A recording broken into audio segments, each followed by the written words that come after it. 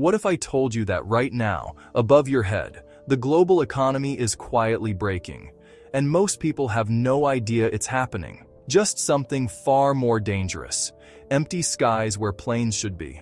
Because in just days, over 11,000 flights have been canceled, thousands more delayed or rerouted, and more than 1 million passengers have been thrown into chaos. And at the center of it all is one region the entire world depends on, whether they realize it or not. For decades, the Middle East wasn't just a place on the map. It was the shortcut that made globalization work. Flights from Europe to Asia didn't just pass through this region, they depended on it. Every day, thousands of aircraft cut across this airspace. Hundreds of thousands of passengers are stranded as airlines including LOT, Lufthansa, Air France, KLM, and Turkish Airlines suspend flights across the region. Carrying not just people, but the invisible lifeline of modern economies: high-value cargo, electronics, life-saving medicines, critical machine parts, the kind of goods that don't have weeks to wait on a ship. And sitting right in the middle of this system were aviation giants, acting like the lungs of global trade, constantly moving goods in and out at incredible speed. But then, the sky started closing. As tensions escalated across Iran, Iraq, and surrounding regions, airspace restrictions began rolling in. Fast. Governments issued emergency aviation warnings. British government officials are understood to be formulating plans to potentially evacuate UK nationals from the Middle East. Airlines didn't wait around to take risks. Within hours, entire corridors that once handled nearly 15% of global air traffic were either restricted or avoided altogether. And just like that, one of the most efficient travel networks on Earth stopped working. The impact wasn't gradual, it was instant.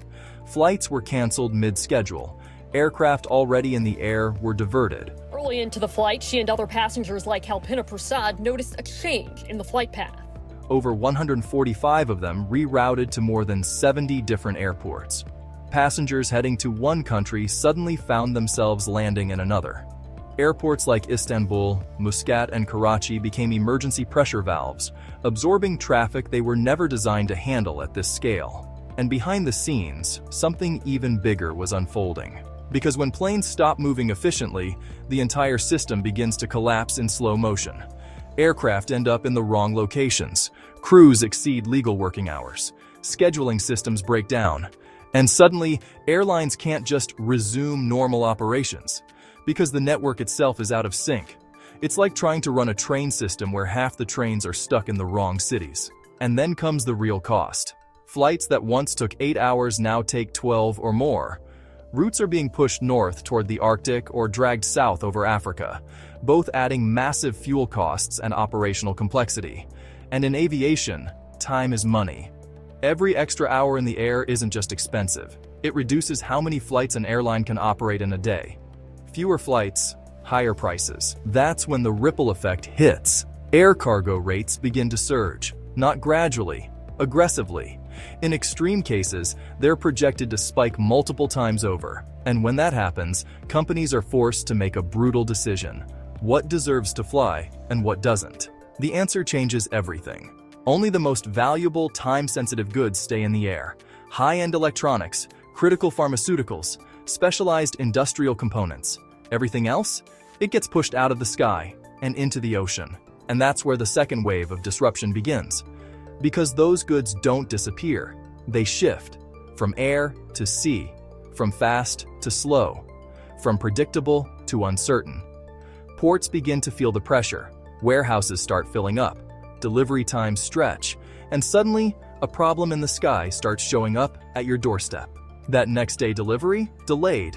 That affordable online order? Slower. That new gadget release? More expensive. And all of it traces back to something you can't even see. A closed piece of airspace thousands of miles away. But here's the part most people miss. This isn't just a temporary disruption. It's a stress test of the entire global system. Because when one region handles such a massive share of global traffic, any instability there doesn't stay local. It becomes global instantly. Businesses start reacting. Companies begin stockpiling inventory. Insurance costs rise. Governments start paying attention. Because supply chains aren't just about commerce. they're about stability. And now, a bigger question starts to emerge. What happens if this doesn't get fixed quickly? Because if restricted airspace becomes the new normal, the world doesn't just wait it out. It adapts. Routes change permanently, costs reset higher, and the era of ultra-fast, ultra-cheap global movement starts to fade. But that's only half the story. Because while the sky is closing, people are still trying to move through it, and that's where things get even more chaotic.